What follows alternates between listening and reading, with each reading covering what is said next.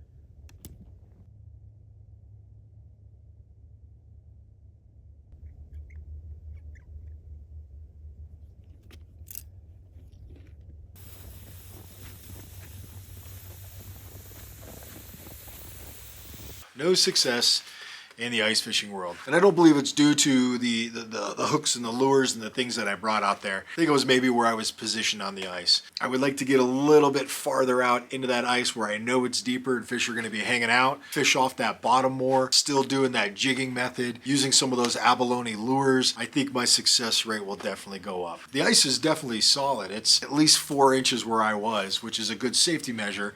I think I just need to get out a little bit farther. I'll wait for it to get a little bit colder, grab my stuff, head out there once again, and hopefully get some dinner. Appreciate you watching.